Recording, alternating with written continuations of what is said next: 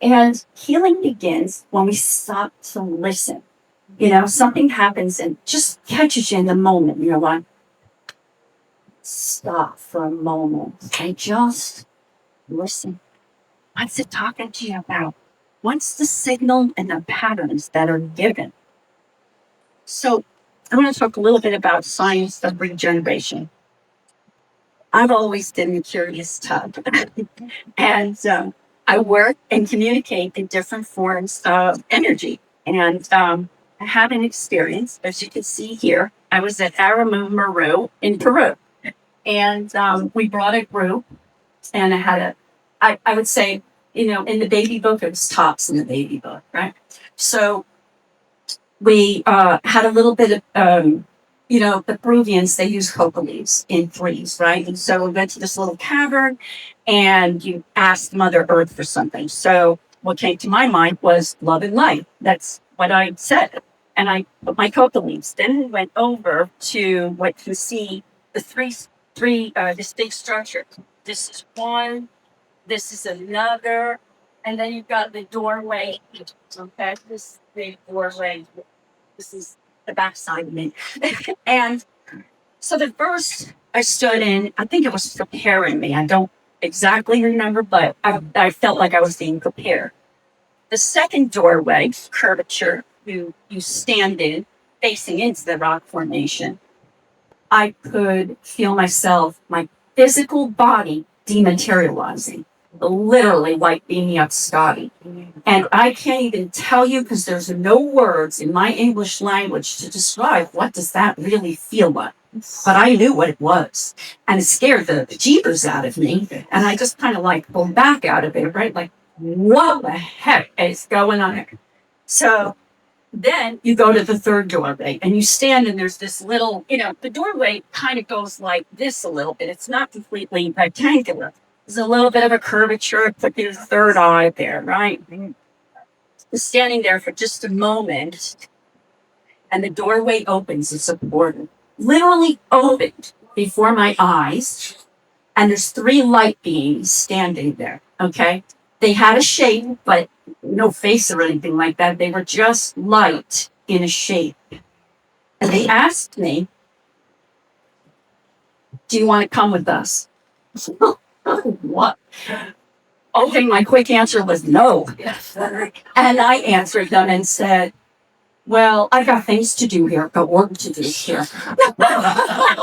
Today I'd probably answer different, but that was my initial answer because I didn't even know how to react to it, you know, because it's just so out of left field, right? But then the best part came, all right? They gave me love and light. And when I tell you what they told me is that this is the highest form of love and light in physical embodiment, I got to feel it. I mean, it still brings it up. I can stand here and cry, but there's no tissues. So it's that somatic. It's everything because it's your entire being. And I knew at the moment, I thought to myself, and this is what I want everybody else on earth to feel, because when you feel this, there's nothing else except this, love and light. And I know we were talking about love, but I'm talking, this is a different love than what we think love is. This is love and light. Most amazing experience, like I said, I've ever had in my life. So I've always wanted to understand the scientific basis for what I do, my experiences, my capabilities, because I'm a receptor, transmitter, and a translator of energy information. People give me things all the time to read, tell me what this is, what do you feel, but stuff. They tell you a lot of stories, and they're fun. They're really just fun. I can reach the subatomic level. I'm a homeopath. I locate. I'm a medical intuit. I'm a contactee of interdimensionals. I work in light, stellar, and quantum, and 0 point. This is where it gets like even more fun. All right. So I'm working with Dr. Glenn Rein. Where is he? I don't see him. Where is he? There you go. Glenn, stand up a second, please, so everybody knows who you are. This man is genius because he's stepping into what most scientists like don't even get or want to, right? He's a quantum biologist. And it's been my pleasure to work with him because I get a lot of answers and understanding, that's exciting for me. So I met Glenn And together we explore the influences of electrical conductivity through some subtle energies and DNA and water. And one of the experiments we did, we took plain bottles of water, and which is H2O, okay? And because I can see, I asked the light to enter, to transmit into the water. And now light, to me, when I see it, looks like a vessel or a screen. And there's photonic particles in it, which are light particles, but there's also energy and other around it, which my understanding to this date could be different coming. Electric and magnetic fields that surround it. And so it's all a communication, right? So that means light's communicating. And it's influencing the water. Now, I'm going to tell you, every single person here can do this. This is not like rocket science or anything, you know? And all I did was ask it, and then I could see the molecules begin to change. The compound began to change. And it moved into a different structure. And I asked the light, why are you doing that? And the light communicated to me because it needs to hold more light. We're changing it to structured water. And the reason being is we are made up of structured water, about 80 something percent, right? Give or take. So that means all that light circulating through my, entire body, right? And this is a transference of energy. So energy all around is always doing something. So we're working on this. We're working on this. And now another part of that, it began to change the compound again.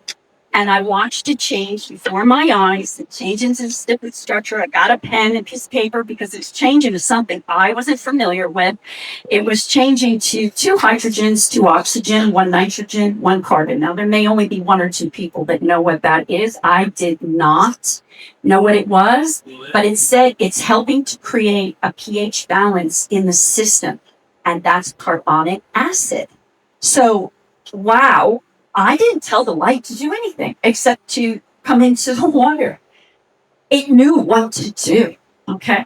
So I work with galactic codes, which are information like it's written out and it's coded energy and it's filled with information. And these codes, when I first opened them up, they began to tell me this reads like a manual for humanity. And I'm like, whoa, what am I to do with this? I don't know. This is new for me. And so I've done a lot of work with it. I transmitted it to people and that I do all kinds of things with it. But we did some experiments and we took a violet DNA and we put it on top of the codes in the sun for an hour. And it only changed about 8%. And then all I did was hold the codes because I use psychometry. I put my hand on the codes and just engaged them. I activated them. And when we measured it, it went up to 168%, which by standards of science, that's quite a measurable amount. Huh, Glenn? Yeah. Okay. All right. So within a very short amount of time. So that's the codes bringing all kinds of information. And then I was working in one part, my eyes are closed, Glenn's working on data, and this is what happened.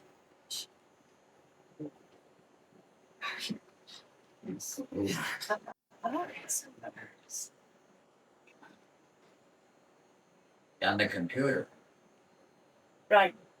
So what actually happened is he was working on data on the computer. The little screen goes blank and pink shows up, right? And these orbs, this light shows up and it starts communicating, pulsing, right? So I asked it, what are you doing?